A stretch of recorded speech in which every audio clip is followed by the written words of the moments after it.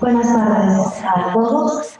Soy Alejandra Rabasa, investigadora del Centro de Estudios Constitucionales de la Suprema Corte de Justicia, y tengo el gusto y el honor de moderar esta primera mesa redonda, diálogo de alto nivel en el Congreso, junto con mi distinguida colega y amiga, la doctora Blanca Alicia Mendoza Vera, Procuradora Federal de Protección al Ambiente en México. Bienvenida, doctora Mendoza. Me alegra compartir este panel con usted. El tema de esta primera mesa redonda son las tendencias generales y los retos para el derecho ambiental en las Américas.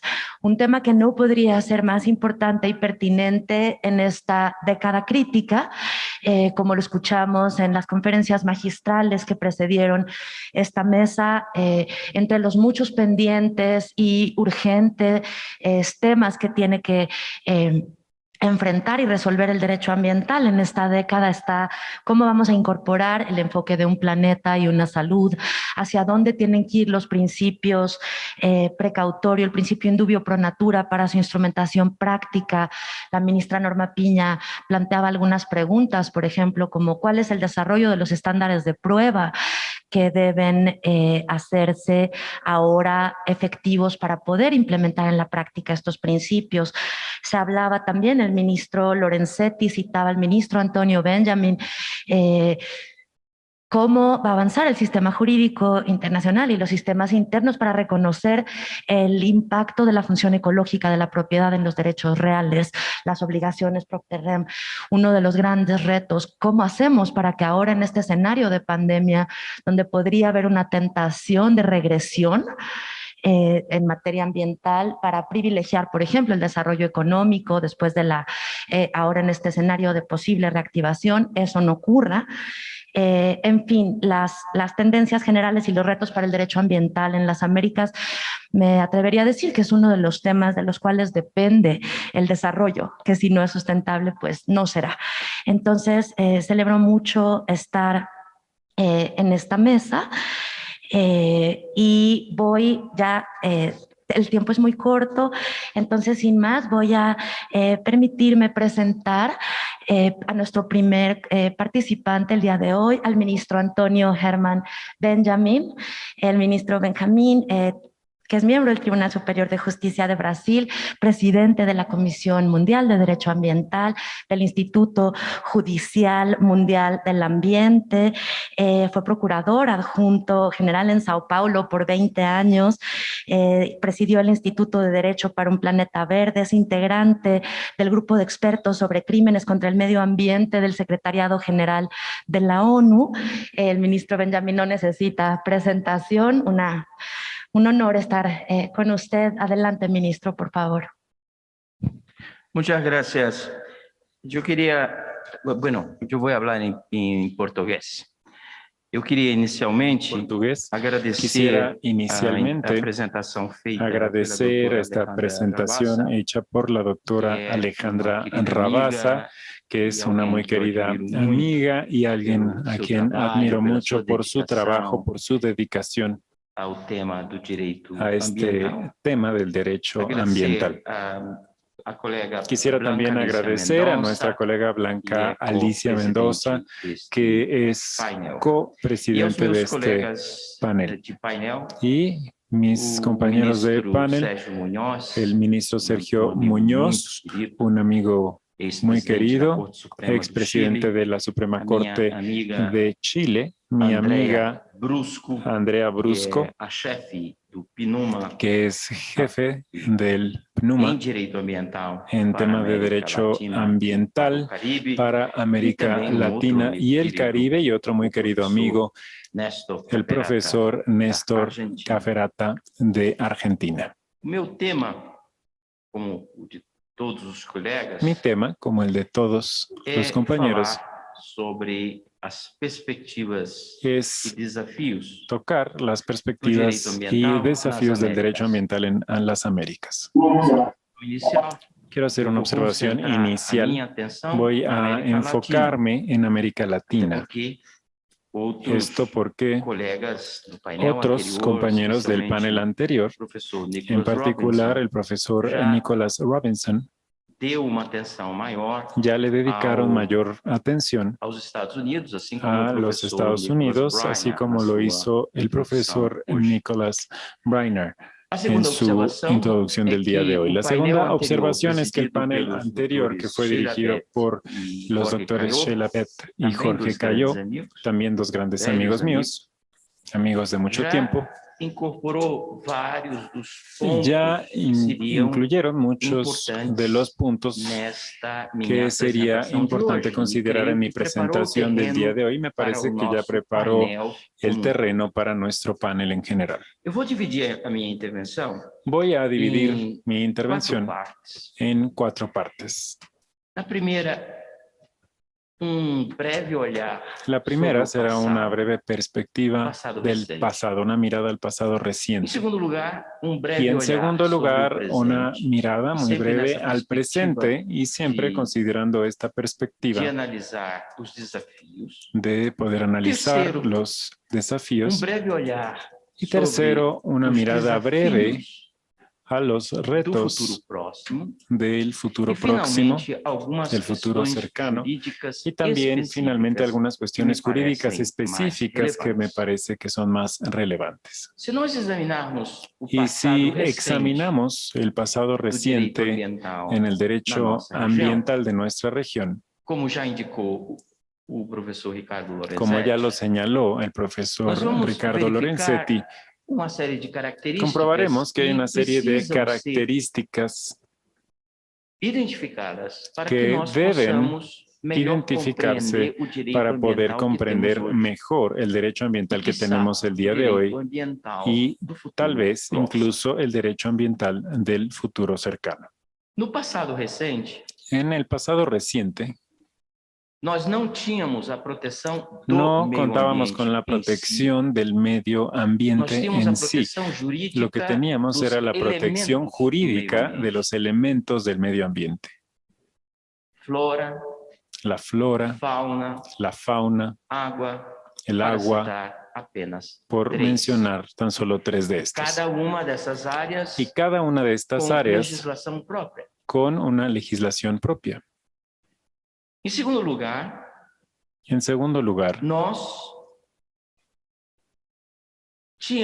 nosotros teníamos lo que hoy llamamos protección jurídica del ambiente, concentrada en las manos del Estado, o incluso de particulares, los llamados vecinos, los derechos de vecindad o nuisance law. La tercera característica que quisiera señalar en este pasado reciente es la ausencia, no deficiencia, sino la ausencia del acceso colectivo a la justicia. Y justamente debido a las dificultades que fueron presentadas por mi compañera, la ministra Lúcia Piña, en el precedente que mencionó, de la exigencia que sería justificada en un régimen jurídico ortodoxo, la exigencia de vinculación directa entre el daño y la víctima, que es casi como un abrazo siamés. Y sabemos que si hay algo con respecto a lo cual podemos concordar es que el medio ambiente no permite este abrazo de apropiación individual. Este abrazo siamés. Y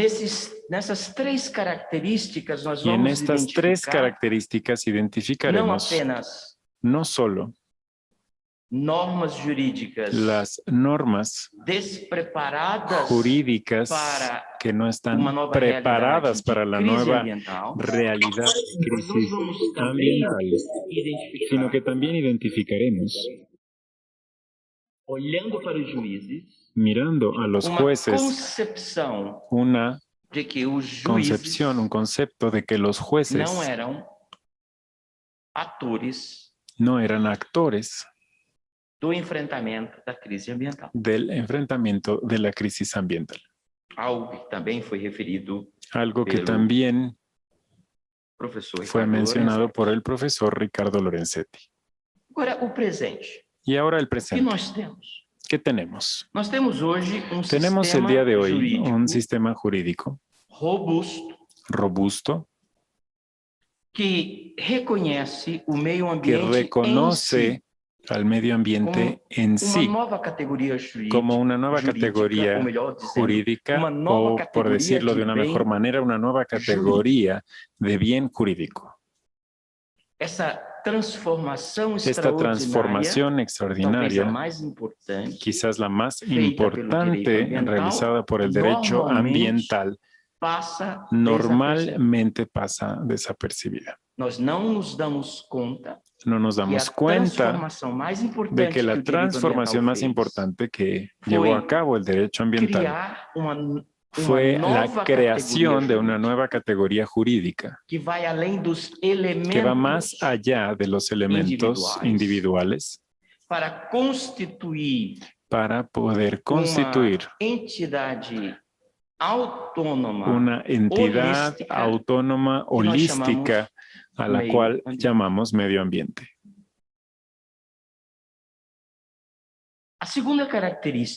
La segunda característica que podemos señalar para o presente en el presente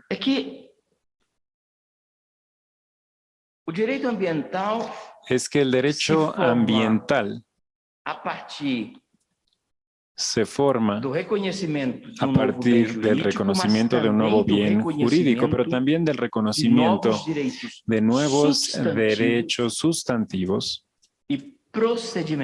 y procesales o procedimentales. Substantive and procedural rights. Esta noción y esta noción de derechos procesales es también profundamente innovadora, porque no admitía el sistema anterior. Esto, como siempre señala el profesor Nicholas Robinson en sus estudios sobre el impacto ambiental, no se admitía en el régimen anterior que el interés colectivo en el ámbito administrativo pudiera representarse también por terceros, además del propio. Y otra característica que señalaría también en el presente es la gran facilitación del acceso colectivo a la justicia. Y podríamos incluso tener otra semana de Congreso para hablar únicamente de este tema, el acceso colectivo a la justicia y una serie de dificultades que esto trae consigo. Voy entonces a los retos que me parece que son los más importantes en el presente, en este caso en el futuro cercano, además de lo ya señalado por el profesor Ricardo Lorenzetti. El primer punto, a pesar de que lo menciono, también quiero mencionarlo yo, es el gran reto del derecho ambiental, no solo en Brasil y en América Latina, sino en el mundo en general, que es la implementación de las normas. El derecho ambiental y la naturaleza no necesitan normas jurídicas bellas redactadas en los libros. Lo que la naturaleza y la salud humana requieren son normas jurídicas efectivas.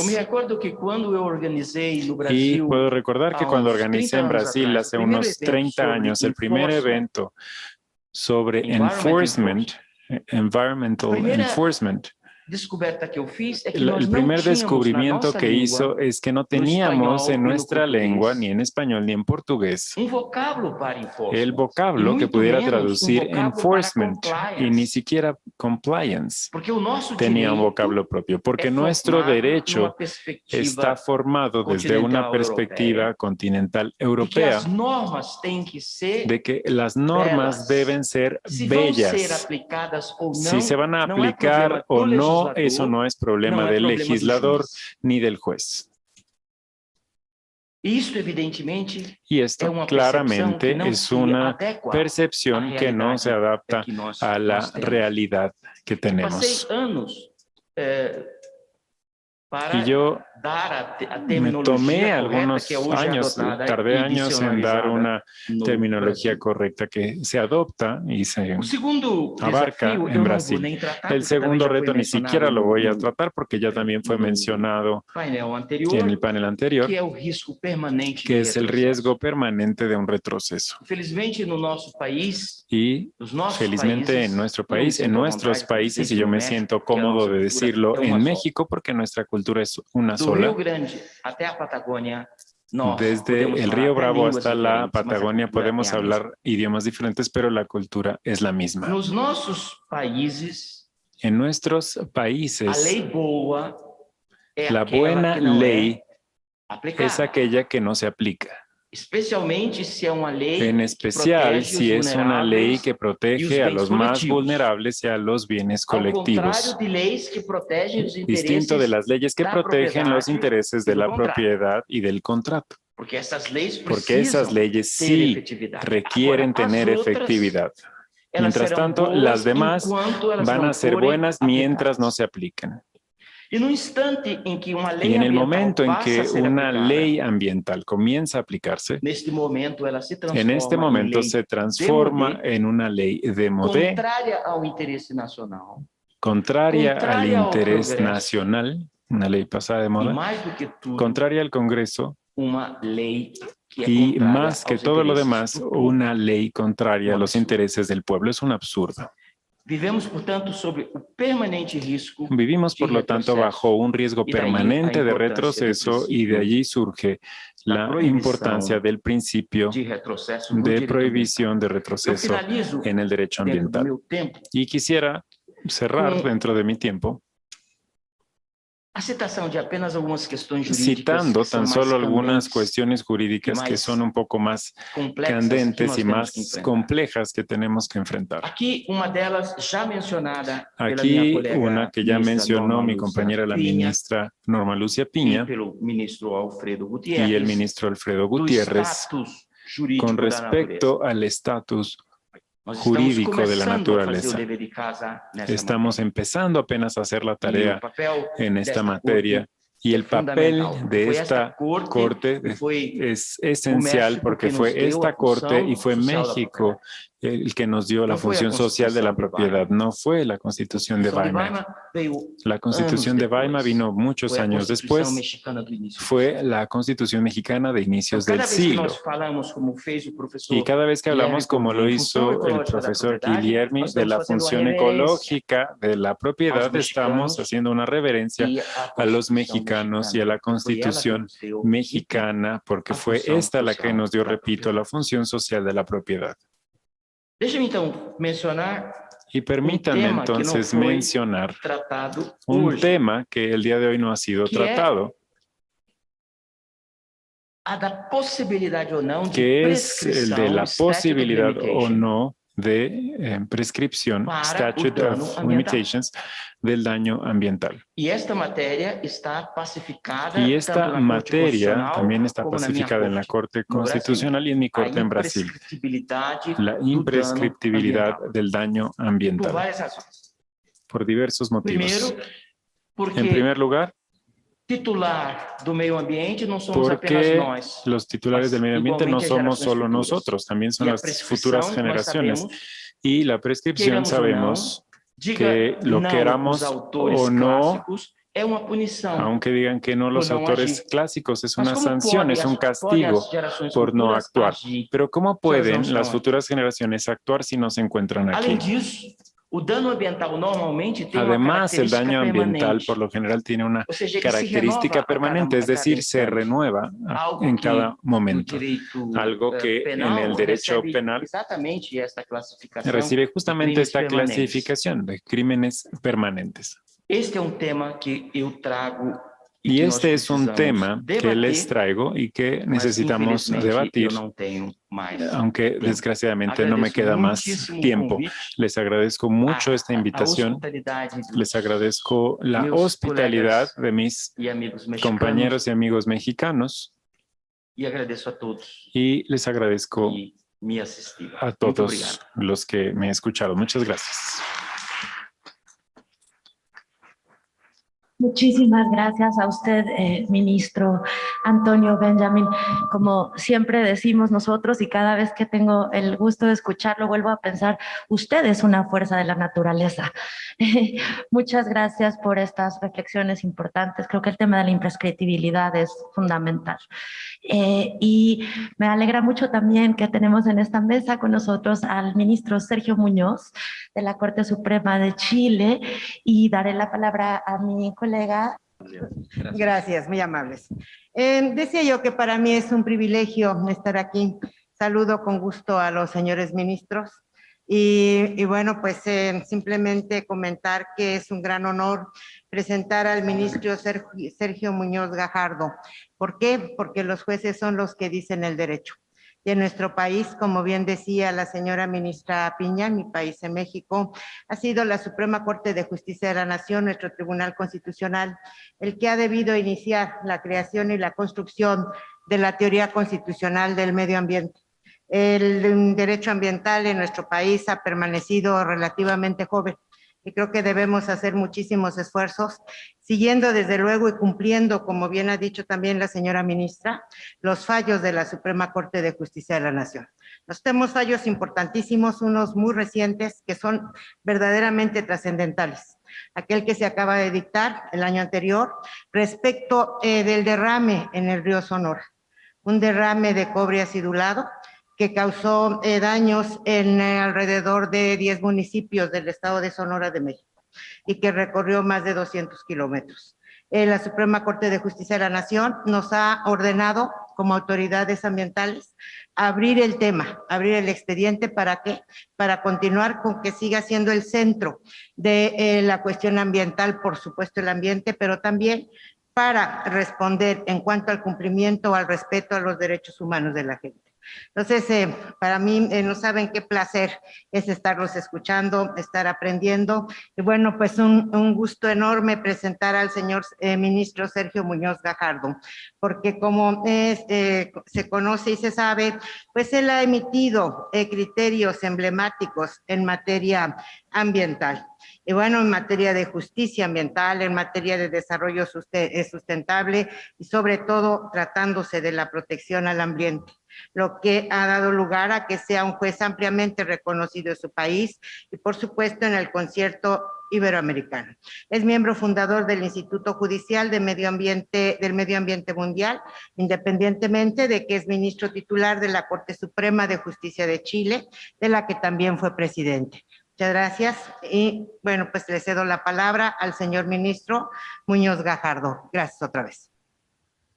Muchas gracias, Blanca Alicia Mendoza, a todos los que conforman el panel de la testera y a todos mis colegas con quienes me uno en estrecho vínculo en el interés por una materia común, como es la preservación del medio ambiente. En el día de hoy voy a dividir mi exposición en 4 partes. A lo mejor las primeras van a ser más cortas, no hay que alarmarse, una perspectiva general, después algunos casos de la jurisprudencia y me voy a detener en los retos y en las perspectivas de lo que es el derecho ambiental mirado globalmente para Chile y desde Chile hacia América y también la globalización a la que estamos asistiendo en la actualidad.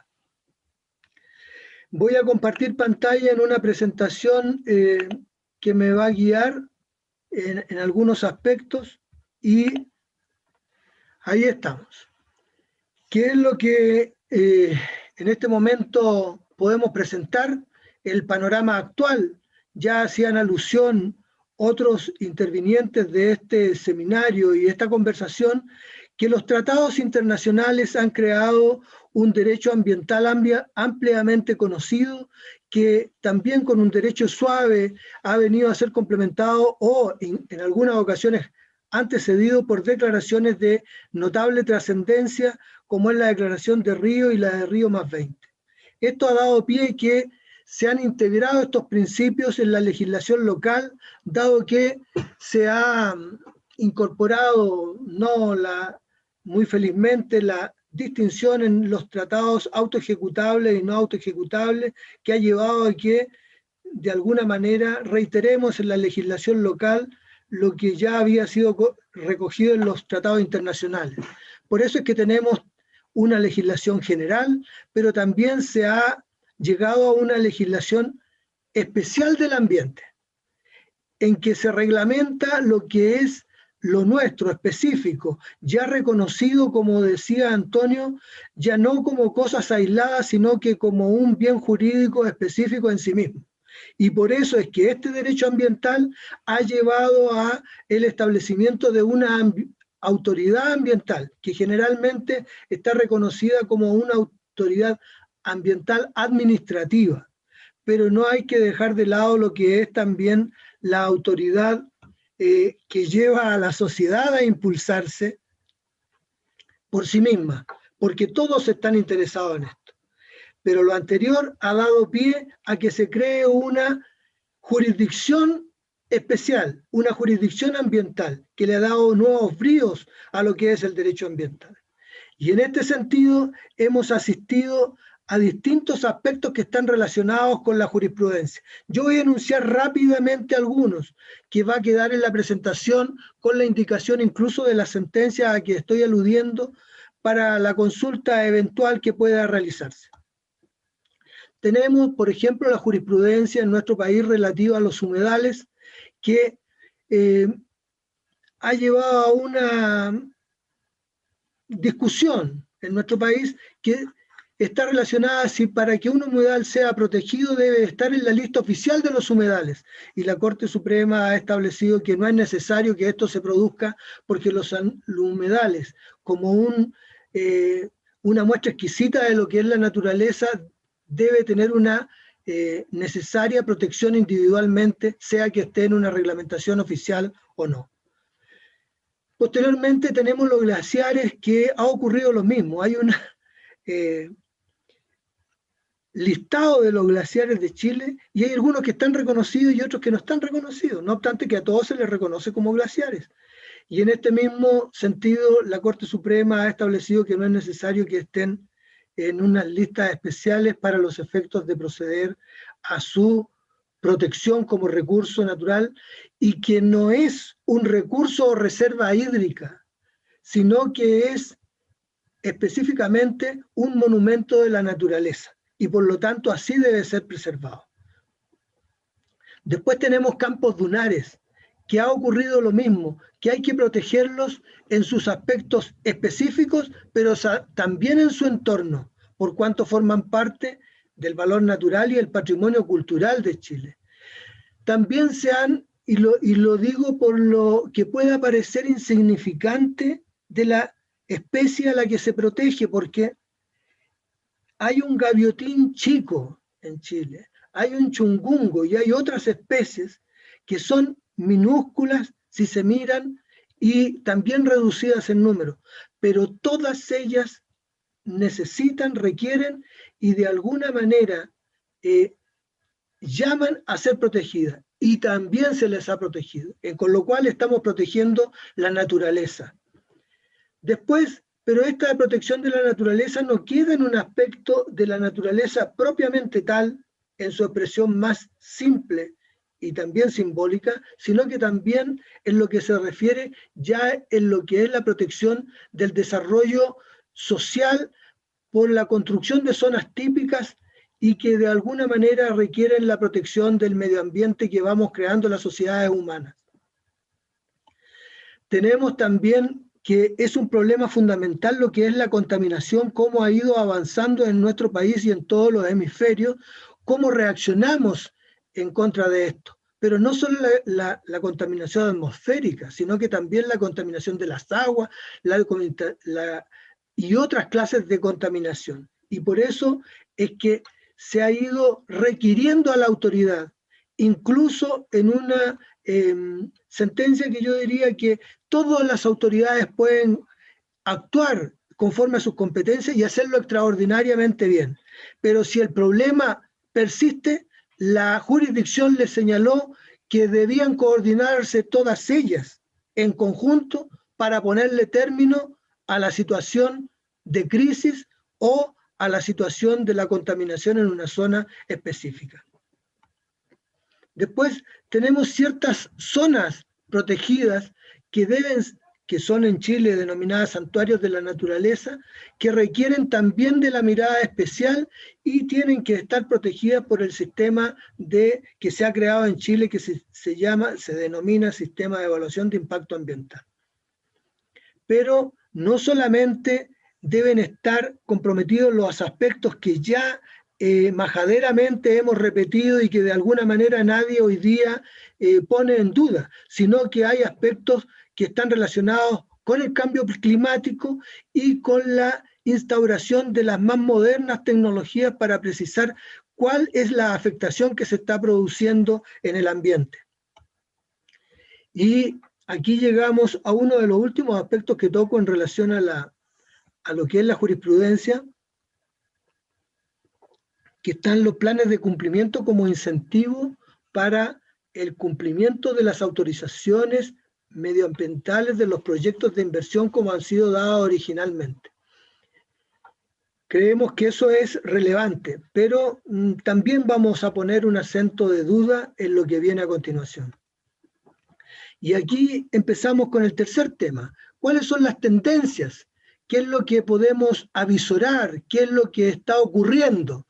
Que, como lo decía Benjamin, y si no lo tuviéramos escrito, pensaría que yo estoy reproduciendo lo que antes había dicho Antonio, que el derecho a vivir en un medio ambiente sano y limpio importa la protección primaria de la naturaleza, individualmente consideradas como cada una de las manifestaciones. La humanidad también ha desarrollado esfuerzos para preservar la naturaleza en sus condiciones primarias, pero también debemos ir al segundo paso, que lo veremos más adelante también en estas tendencias, para considerar como un bien en sí mismo todo el ecosistema. Y es aquí donde hacíamos referencia a la jurisprudencia, que se han creado listados y reportes oficiales, pero que no descartan la protección de la naturaleza en su totalidad, aun cuando no se encuentren enumerados en ellas, sin perjuicio de la responsabilidad de toda la sociedad. La autoridad administrativa hoy día se ha posicionado como la principal gestora, y hablo que gestora porque en los aciertos y en los fracasos de la preservación del derecho a vivir en un medio ambiente limpio y sano. Los tribunales pueden corregir en alguna medida, pero fundamentalmente la participación ciudadana está dada en la conversación con la autoridad administrativa, porque tiene la posibilidad de ejecutar directamente algunas de sus determinaciones, tiene el brazo armado de la protección del medio ambiente con las herramientas que le entrega el derecho. La trascendencia en la protección del medio ambiente es indispensable, pero es independiente de la importancia económica y de la naturaleza de lo que es el proyecto de inversión. Esto es lo más trascendente, quizás como una de las tendencias que hemos avisorado y que en Chile ha llevado incluso a detener inversiones cuantiosas en la minería si se estaba poniendo en riesgo los glaciares, específicamente minas de oro. Y esto ha significado que la preservación de la naturaleza sea más importante que cualquier extracción de alguna riqueza momentánea. La jurisdicción, como parte de la sociedad, puede corregir sus determinaciones, por cuanto si ella misma se da cuenta que no está por el cauce apropiado, es la misma sociedad la que la ha llevado a reaccionar. Y cuento uno de los aspectos que está ocurrido en Chile. En Chile, la jurisdicción, en mi concepto, pudo haber tenido no una decisión feliz respecto de una conexión hidroeléctrica del sur al norte del país. Pero ¿qué ocurrió? La autoridad administrativa posteriormente desechó esa inversión, pero determinó ese uso de la energía, permitió que en Chile floreciera toda una energía limpia, que en este momento es reconocida en gran parte del mundo como uno de los ejemplos a seguir para no seguir contaminando en la producción de la energía, sino que seguir por las fuentes no convencionales de energía. El riesgo de la afectación como aplicación del principio preventivo debe llevar a tener en cuenta este aspecto y también a reaccionar con las medidas cautelares ante las actividades peligrosas. Estas son las tendencias. También se hablaba de la función social y todo lo que ello implica. Yo creo que eso también es una de nuestras tendencias. La evaluación del impacto ambiental es previa, hemos determinado nosotros, a la aprobación de un proyecto de inversión, no posterior al mismo. El crecimiento de las ciudades, y aquí está la función ecológica de la propiedad, debe llevar a considerar que si bien es cierto, está el medio ambiente, pero están los aspectos materiales, pero también están los aspectos sociales y políticos, y también del desarrollo de la humanidad. La autoridad especializada por ello debe ser oída, pero la autoridad como autoritas, no únicamente como la autoridad institucionalmente establecida. Todas las autoridades deben actuar en forma coordinada en beneficio del medio ambiente. Las alertas y los conocimientos más inmediatos y específicos, el último que se haya descubierto, también debe ser considerado. Y hay que incentivar lo que es el cumplimiento de todo el derecho medioambiental, pero no con estatutos de favor. Y eso debemos tenerlo muy en cuenta, porque los planes de cumplimiento que se han establecido han llevado a prolongar situaciones de afectación como un aspecto ordinario. Lo que debe ser un aspecto extraordinario, en definitiva, por el paso del tiempo se constituye en una cosa ordinaria, y eso afecta lo que es la igualdad ante la justicia y la preservación del medio ambiente. Por eso los retos que tenemos hoy día, concordando con lo que se ha ido señalando, es que es de profundizar cómo el derecho medioambiental sigue en su profundización para construir un futuro medioambientalmente sostenible. ¿Por qué digo esto?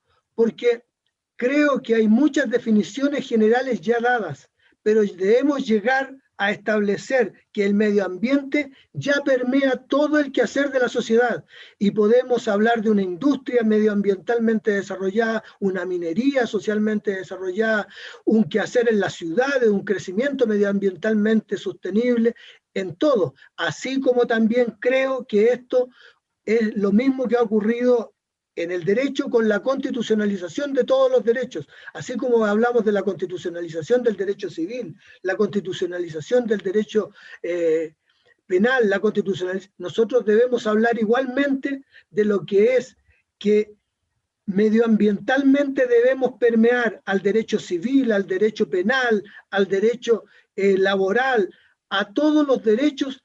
Todos deben tener en consideración lo que es el crecimiento y desarrollo medioambientalmente sostenible, en todas las esferas, en la cultura incluso.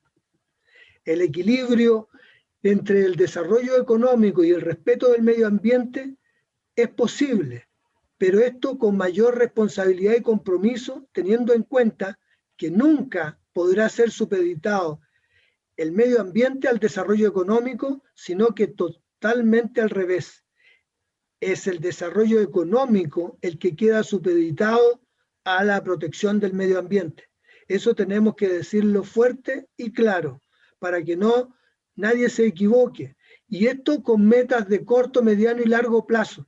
Así como hay los objetivos de un desarrollo ecológicamente sostenible para las metas 2030, creemos que también de alguna manera nosotros debemos impulsar ciertas metas para esto.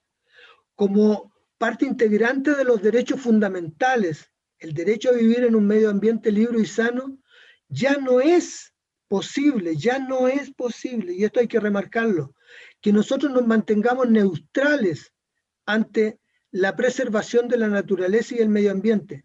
Todas las autoridades, incluidos los jueces, debemos velar por garantizar activamente que prime y se aplique y perdure el medio ambiente en todas sus expresiones. Como temas más específicos debemos destacar cosas más concretas. Está, creo, la muy buena idea que se ha expandido con las fiscalías del medio ambiente, porque son un apoyo para la autoridad ambiental y también un apoyo por donde debe ir la jurisdicción. Y hablaba antes que lo que está referido a los planes de cumplimiento no pueden constituirse en lo que es lo ordinario, sino que lo extraordinario. La fiscalización, en definitiva, hoy se presenta como la principal función para el control y específicamente para desarrollar el control judicial por medio de una amplia legitimación activa e incluso una legitimación activa de oficio cuando no pueda de alguna manera llevarse adelante por los otros coactores en la legitimación activa. Y también estimo que es hora de ir hablando de un derecho penal del medio ambiente, pero también un derecho administrativo en las responsabilidades de los servidores, de la administración y de los servidores judiciales, cuando de alguna manera ha estado ausente la actividad y la proactividad, incluso llegar a establecer lo que es la responsabilidad individual de cada uno. Doy las gracias y me considero de alguna manera afortunado de poder estar junto a ustedes en este seminario y en de alguna manera, compartir estas ideas. No puedo salir del sistema. Ahí sí, disculpen que no podía dejar de compartir la presentación para poder agradecer en forma el espacio que se me ha dado para compartir esta idea en estos pocos instantes en que todos estamos pendientes de una misma función, que es tratar de dar el próximo paso en lo que es el derecho medioambiental. Muchas gracias. Muchas gracias a usted, señor ministro Sergio Muñoz. Siempre es un gusto escucharlo y gracias por este recuento maravilloso de la jurisprudencia constitucional chilena, de la que tenemos mucho que aprender.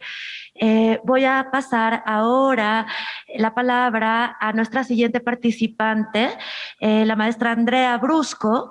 Bienvenida, buenas tardes. La maestra Andrea Brusco es coordinadora regional de gobernanza del Programa de las Naciones Unidas para el Medio Ambiente y ha trabajado en el PNUMA desde 2007 en la Oficina Regional para América Latina y el Caribe, trabajando en proyectos y países de la región para el desarrollo de la legislación ambiental, fortalecimiento de capacidades, capacitación en derecho ambiental, etcétera. Antes de unirse al PNUMA fue directora en el Ministerio de Medio Ambiente de Argentina. Bienvenida, maestra Brusco, adelante por favor. Muchísimas gracias, Alejandra, buenas tardes, felicitaciones por la celebración de este congreso, es realmente un privilegio y un honor para mí en particular para compartir esta mesa con figuras tan destacadas y prominentes de nuestra región, los verdaderos artífices y protagonistas del derecho ambiental en nuestra región. Y desde la Oficina Regional del Programa de Naciones Unidas para el Medio Ambiente nunca dejamos de mencionar el profundo orgullo que nos genera su trabajo, que sitúa a la jurisprudencia y a la doctrina de la región en la vanguardia en el avance hacia el Estado de Derecho en materia ambiental a nivel global. El trabajo de mis compañeros de mesa en este momento es fuente de inspiración realmente para muchas y muchos otros que estamos dedicados al tema y que nos motivan a ser más creativos, más sensibles, a tener más coraje en la aplicación del derecho ambiental y en la persecución de sociedades justas y pacíficas. Así que por todo ello, nuestro respeto y admiración. En esta mirada breve a las tendencias y desafíos del derecho ambiental en nuestra región, quisiera referirme con algunos temas que ya se han mencionado aquí, por supuesto, y tomar como referencia el eje temático del Congreso, el eje de biodiversidad, que es tan importante para nuestra región. Nuestra región es diversa en múltiples dimensiones y además de ser diversa es muy rica desde el punto de vista biológico. 7 de los países con mayor biodiversidad del mundo se encuentran en nuestra región, 1/4 parte de los bosques del mundo, el 40% de la biodiversidad conocida se encuentra en América del Sur, el 12% de los manglares del mundo en el Caribe y el 10% de los arrecifes de coral. Sin embargo, presento estos datos porque además, a pesar de tener más del 20% de las áreas terrestres y marinas bajo algún régimen de protección, muchos de los ecosistemas se han deteriorado significativamente y esto amenaza el bienestar, el potencial de un futuro sostenible y además el potencial de adaptación y mitigación del cambio climático. Por ello es imperioso proteger la biodiversidad y restaurar los ecosistemas y ello requiere ampliar significativamente los actuales esfuerzos de protección y restauración de ecosistemas a través de la ley y asegurar la participación de todos los sectores para garantizar su sostenibilidad. Hay además una débil concientización pública. De esto se habló también extensamente en la primera sesión del Congreso. Esto en parte podemos explicarlo de alguna manera por el alto nivel de urbanización. Más del 83% de la población en América Latina y más del 75% de la población en el Caribe vive en centros urbanos, la mayoría en la pobreza y en condiciones precarias de vida, lamentablemente. Pero esto de alguna forma desconecta a los habitantes urbanos de los ecosistemas que los respalda y desconocemos o perdemos noción de la dependencia directa que tenemos en la naturaleza. Las enfermedades zoonóticas lamentablemente son una señal de alarma trágica de las disrupciones que hemos generado y de lo necesario además que es adoptar el enfoque de una salud, de lo cual también se ha conversado aquí. Entonces, en este contexto de crisis planetarias convergentes, de la cual una de ellas es claramente la biodiversidad, se requiere un esfuerzo de la comunidad internacional en la generación y en la implementación del marco mundial para la biodiversidad post-2020, estableciendo metas y objetivos que permitan responder a la magnitud del desafío de la pérdida de biodiversidad.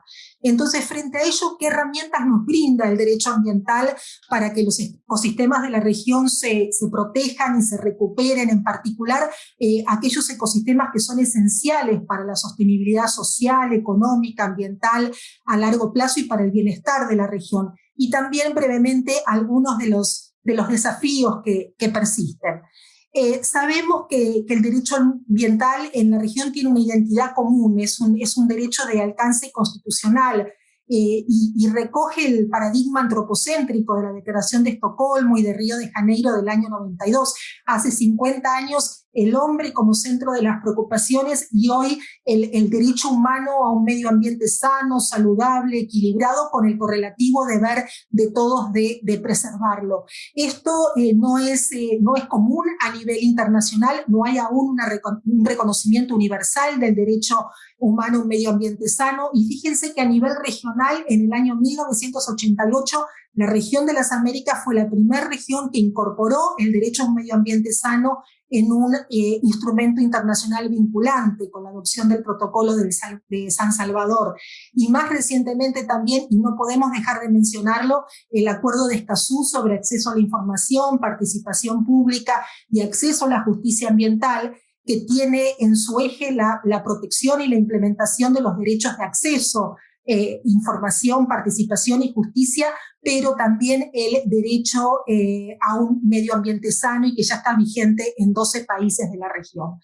Y nuestra región ha ido incorporando también una visión más ecocéntrica, propia en algunos casos de las culturas ancestrales, tanto a nivel constitucional, en lo que se llama el nuevo constitucionalismo andino, con el reconocimiento de los derechos de la naturaleza, la madre tierra, el buen vivir en las constituciones de Bolivia y Ecuador, pero también de una manera muy importante y, como ya se ha dicho acá, a través de un desarrollo jurisprudencial en un número importante de países de la región. La función ecológica de la propiedad, de la cual nos ilustraba el doctor Guilherme de Figueiredo, la función ambiental de la propiedad en la jurisprudencia y en el nuevo Código Civil y Comercial de Argentina son otra muestra de esta evolución conceptual y además de una visión sistémica respecto del ambiente. En particular sobre biodiversidad, déjenme mencionar la protección y conservación de la biodiversidad en las constituciones de Bolivia y de Ecuador, en particular es este último que tiene un tratamiento desconocido en otras constituciones, ¿no? Pero cabe destacar igualmente que otros países incorporaron disposiciones constitucionales inéditas con anterioridad, como el caso de Brasil, que le dedicó un capítulo entero al medio ambiente y lo concibe con un enfoque sistémico, en lo que Antonio Benjamin nos enseñaba del orden público ambiental constitucionalizado. Y también desde la región se ha impulsado el reconocimiento del derecho al agua y al saneamiento, y varios países de la región también han reconocido el derecho humano al agua y al saneamiento a nivel constitucional. Además, es un derecho que ha incorporado los principios de las declaraciones de Estocolmo y de Río de Janeiro y que dio nacimiento a los nuevos principios, a los principios emergentes. Ha aplicado los principios tradicionales a la realidad de los países de la región y ha sido la cuna de los principios de resiliencia, indubio pro natura. Recordemos en ese sentido la contribución importantísima para el avance del derecho ambiental a nivel global de la Declaración del año 2016 y posteriormente los 95 principios de la Cumbre Judicial Iberoamericana. Y no es casual, por supuesto, que hayan sido los jueces quienes han estado al frente del desarrollo de estos nuevos principios emergentes del derecho ambiental, porque un aspecto adicional a destacar como una tendencia muy clara del derecho de la región es la labor creadora de los tribunales de justicia. Los tribunales de justicia de la región, como bien sabemos y hemos podido hoy adentrarnos en la reciente jurisprudencia de la Corte Suprema del país anfitrión del Congreso de México, no son meros aplicadores de las normas jurídicas, sino que asumieron la tarea de amparar fundamentales aún en el caso del silencio de la ley y de inacción de las autoridades. Entonces los jueces, que son este eslabón último y muy importante en la cadena de aplicación y cumplimiento, no solo garantizan el acceso a la justicia, sino que tienen un rol clave en proveer los incentivos correctos para alcanzar el Estado de Derecho en materia ambiental. Es además un derecho de fuerte contenido social, el ambiente como bien común, lo colectivo. No me voy a detener en esto porque seguramente Néstor Caferata, que me continuará en el uso de la palabra, hará alguna mención porque él ha trabajado extensamente este tema, pero ello también implica una mirada propia desde la región. No es casual que el Acuerdo de Escazú que mencionábamos antes incorpore por primera vez en un acuerdo internacional cláusulas de defensa de los derechos de los defensores de derechos humanos en asuntos ambientales. Entonces, el rol del derecho ambiental no puede ser subestimado, tomando en cuenta también que la región de América Latina y el Caribe es la que sufre de los niveles más altos de altos niveles de pobreza y del mayor nivel de desigualdad e inequidad del mundo. Entonces, y esto no solo a nivel nacional, sino que también la Comisión y la Corte Interamericana han resaltado a través de peticiones individuales y de casos la obligación de los estados en la protección del medio ambiente como una obligación independiente, y a su vez también han determinado cómo las afectaciones al medio ambiente pueden constituir graves lesiones a otros derechos justiciables del sistema interamericano, como el derecho a la vida, la salud y la propiedad, entre otros. también es un derecho en expansión, y aquí estoy comenzando a hablar de los desafíos. Continuamente el derecho ambiental está incorporando nuevos instrumentos científicos y técnicos y procedimientos sociales como mecanismos de participación.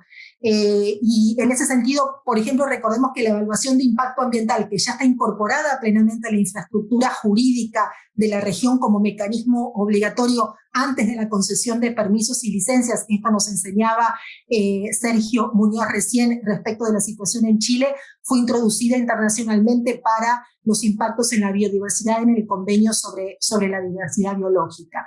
Sin embargo, también tenemos que decir que si bien la mayoría de los países de la región tienen una legislación específica sobre problemas ambientales claves y prioritarios, la gestión ambiental, el agua, la silvicultura, áreas protegidas, biodiversidad, hay todavía un camino importante a recorrer en materia de relación a los suelos, en relación a las industrias pesqueras, en relación a la planificación, en el uso de la tierra. Estos elementos que son tan necesarios porque están vinculados de manera directa con el modo con el cual hacemos uso de esos recursos naturales y de esa biodiversidad, y los motivos por los cuales la estamos afectando gravemente, porque lo hacemos de una manera claramente insostenible.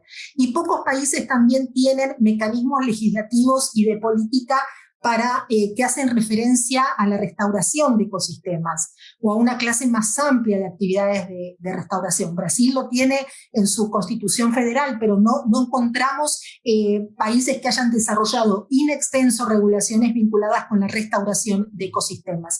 Y esto requiere sin duda una atención prioritaria, porque es necesario contar con herramientas legales para eliminar los incentivos que impactan negativamente en la biodiversidad, y para crear asimismo incentivos positivos que promuevan el uso sostenible de la biodiversidad y las transiciones hacia patrones de consumo más sostenibles, incluyendo la economía circular.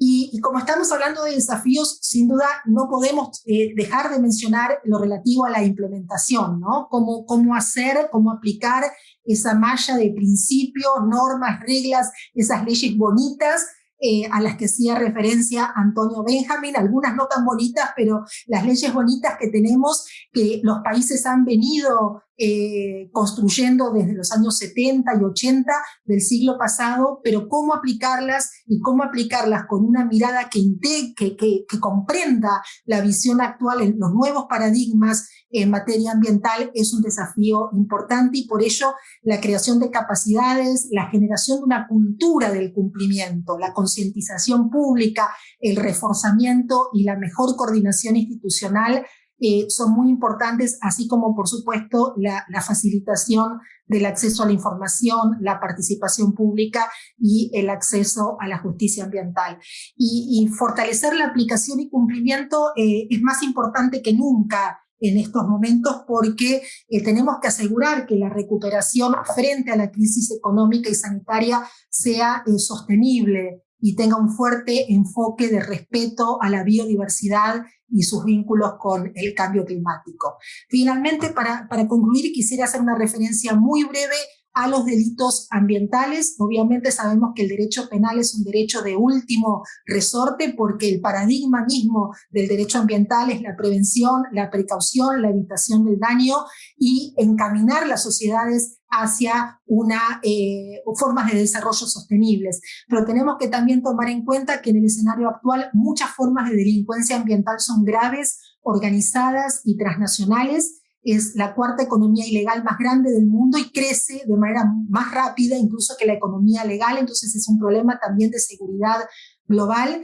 Y entonces la problemática en torno a los delitos vinculados a la biodiversidad y la vida silvestre se han profundizado lamentablemente en la región, y es muy importante que el derecho ambiental, el penal ambiental, aborde estos delitos con herramientas adecuadas a la gravedad de esta situación. Con esto termino, les pido disculpas, creo que me he excedido un poco del tiempo, y si no me he excedido es porque hablé demasiado rápido, y entonces le pido disculpas a los intérpretes. Muchísimas gracias por la atención y nuevamente es un honor y es un gusto. Felicitaciones por este enorme esfuerzo de celebrar el Congreso en estos momentos y un saludo muy, muy atento para todos. Muchas gracias.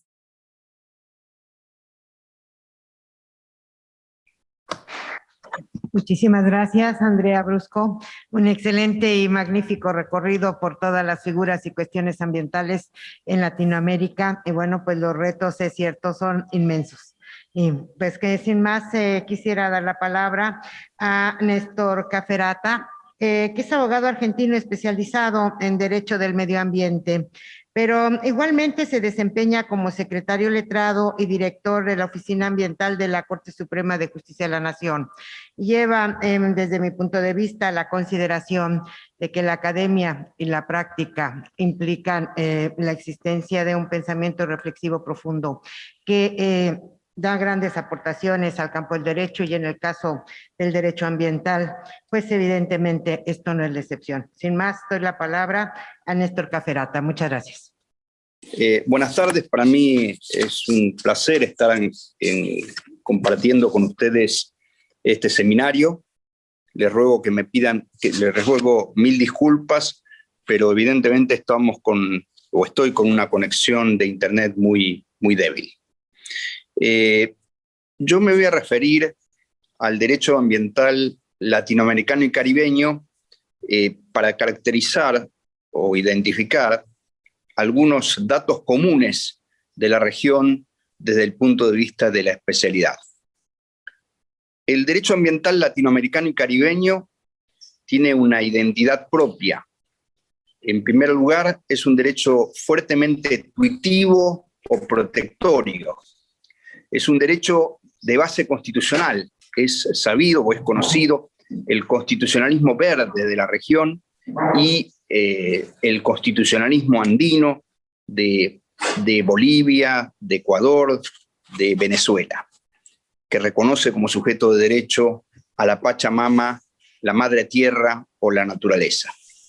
Después, la tercera característica común de la zona es que presenta una estructura legal idéntica o análoga, prácticamente replicada en todos los países.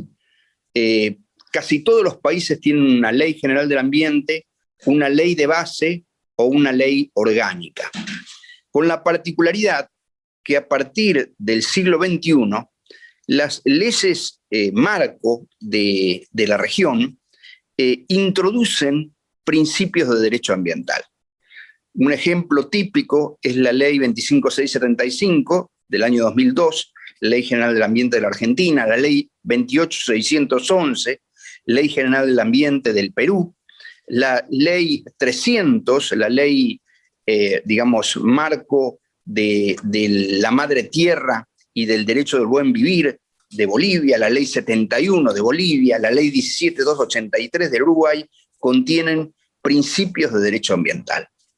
Sobre la base de las ideas fuerzas de este tiempo, de la dilatación de los derechos fundamentales, de la fuerza normativa de la Constitución, del modelo de acceso a la justicia, de la importancia del derecho transnacional, de la emersión de los nuevos derechos llamados por la Constitución argentina derechos de incidencia colectiva, cuya familia integra el derecho ambiental, derechos de incidencia colectiva referido al bien colectivo ambiente, un bien común de naturaleza indivisible, y con el ascenso o la rejerarquización de los principios dentro de la hermenéutica jurídica o del método de interpretación de las normas, esta situación, esta novísima disciplina jurídica está en una etapa plena de ebullición y cambio. Y esa etapa de ebullición o cambio, determinada por el paradigma ambiental, se acelera con la irrupción del llamado cisne negro ambiental. Al decir de Lorenzetti, me refiero al COVID-19, el coronavirus. y a otros hechos sumamente graves a nivel mundial o global, como lo es la aceleración del cambio climático, la sequía y la desertificación, la crisis del agua, la pérdida de la biodiversidad. Todas estas circunstancias nos llevan o nos conducen inexorablemente a la necesidad de repensar o reformular el derecho ambiental y sobre todo a robustecer la tutela del funcionamiento ecológico y de la sustentabilidad de los ecosistemas. La reacción de la región de América Latina y del Caribe en ese aspecto es notoria. Asiste al surgimiento del acuerdo de Escazú, el acuerdo de triple acceso a la información, a la participación ciudadana en la formación de las decisiones ambientales y el acceso a la justicia en asuntos ambientales. El acuerdo de Escazú, como todos sabemos, es reglamentario del principio 10 de Río de Janeiro. Dicho acuerdo, además, contiene principios de derecho ambiental que tienen la particularidad que representan algo así como un círculo virtuoso entre el derecho ambiental, el derecho internacional y los derechos humanos. Y además, en el artículo 8, prevé normas de acceso a la justicia en asuntos ambientales. Todo esto sumado a los llamados 95 principios de la 19 Cumbre Iberoamericana de Jueces, la Declaración de Principios del Estado de Derecho Ambiental de IUCN de 2016 y los principios de justicia del agua del 8º Foro Mundial del Agua del año 2018, constituyen una serie de novedades que tienen particular importancia en la región. En definitiva, yo creo que las tendencias que se advierten actualmente a nivel del derecho ambiental latinoamericano y caribeño es que el derecho ambiental es un derecho tuitivo, de base social y natural. Es un derecho que tiene dos caras o dos rostros, como el dios Jano. Por un lado es derecho privado y por el otro lado es derecho público, es un derecho transversal, aunque tiene principios, reglas, objetivos o valores y técnicas o instrumentos de protección propios. Es un derecho autónomo y un derecho heterónomo. Es un derecho personalísimo, un derecho humano, un derecho básico, esencial para la vida de los hombres, pero al mismo tiempo es un derecho de incidencia colectiva, es un derecho de grupo, de clase, de la sociedad en su conjunto. Es un derecho que debe velar por el interés de las generaciones presentes y por el interés de las generaciones futuras. Y es, al mismo tiempo, un derecho humano y es un derecho de naturaleza ecológico. Digo esto porque la visión o el enfoque de protección del derecho ambiental, sobre todo en la región de América Latina, claramente se ha producido un corrimiento, un salto, y se ha transformado de una concepción de naturaleza antropocéntrica a una concepción de naturaleza ecocéntrica.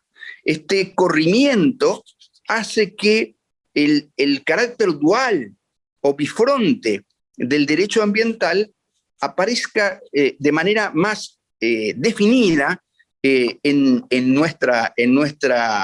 nuestro continente. Para ello, el derecho ambiental se vale de instituciones clásicas, muchas veces obsoletas, que recrea o reconfigura como las que apuntaba en su exposición Antonio Benjamin. La propiedad, el contrato, las obligaciones prop terreno, el acto jurídico, incluso el proceso adversarial clásico, que desde el punto de vista ambiental es, como enseña Jorge Peirano, un castillo en ruinas poblado de fantasmas. Es decir, se debe reformular, adaptar, ayornar, aplicar lo mismo pero de manera diferente, como enseñaba Augusto Morelo, de todos los institutos clásicos del derecho. O sea, a partir de la emanación del paradigma ambiental están en cambio o en ebullición todos los institutos clásicos del derecho. El proceso adversarial clásico, la legitimación activa de orar, la carga de la prueba, la apreciación de la prueba, la función del juez, los efectos de las cautelares, la naturaleza misma del proceso, todo está en revisión a partir de la inmersión de la cuestión ecológica o la cuestión o el paradigma ambiental. Y sin lugar a dudas, uno de los motores de este cambio es el Acuerdo de Escazú, que entró en vigencia el 22 de abril del corriente año. Esto no significa que el derecho ambiental latinoamericano y caribeño, que a mi juicio es el derecho de vanguardia en todo el mundo, no sea deficiente, no logre la efectividad o la implementación tan deseable. Este es el gran desafío o el gran reto que tenemos todos los operadores jurídicos en la especialidad.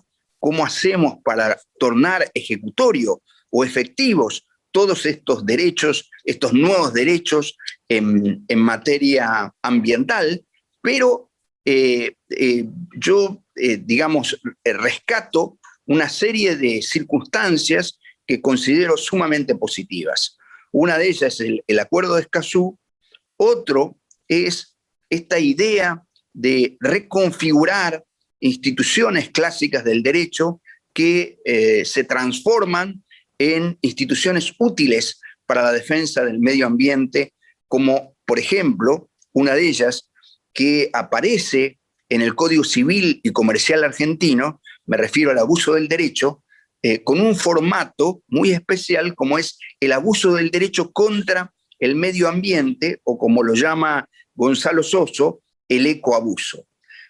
Lo mismo creo que debemos revisar la institución de la prescripción en materia de las acciones por daño ambiental colectivo, la acción de prevención, cesación, recomposición del daño ambiental colectivo, a mi juicio, debería ser imprescriptible, porque en definitiva hay terceros que no van a ser oídos en el proceso, no solamente las generaciones futuras, y porque en general la temática de daño ambiental colectivo, del daño al ambiente en sí mismo, es una temática de base constitucional y por lo tanto debería garantizarse o reforzarse la defensa del tratamiento de todas estas cuestiones.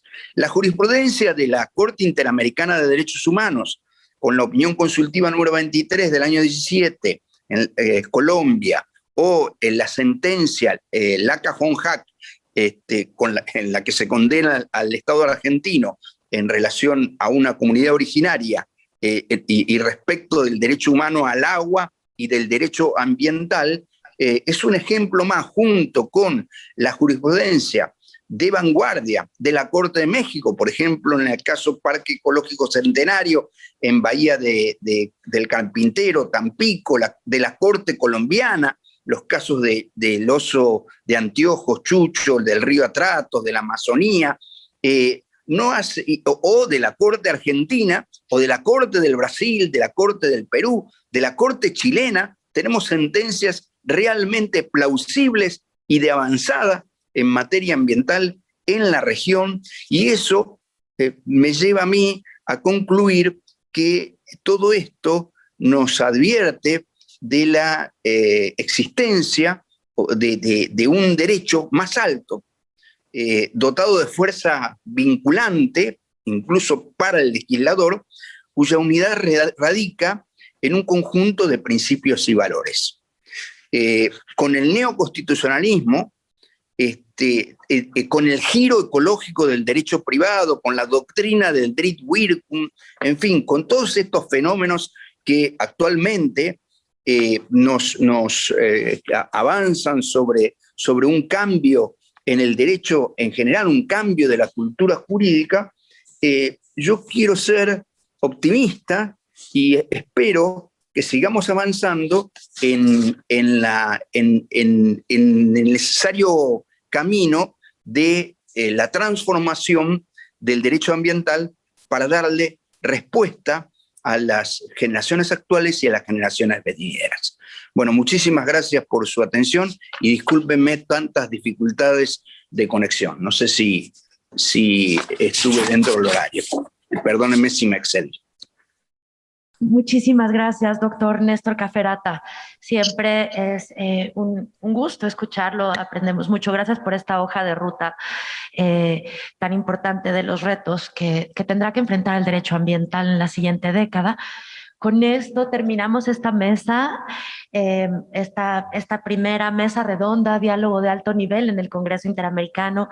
Agradecemos muchísimo al ministro Antonio Benjamín, al ministro Sergio Muñoz, a Andrea Brusco, a Néstor Cafferata. Creo que con estas conferencias magistrales, exposiciones magistrales, queda trazada una hoja de ruta que responde perfectamente al tema que nos une hoy aquí, la década crítica para el derecho ambiental. Agradezco mucho también a la doctora Blanca Alicia Mendoza haber copresidido esta mesa conmigo, alguien que está en el frente de los retos de la implementación del derecho ambiental. Gracias a todos.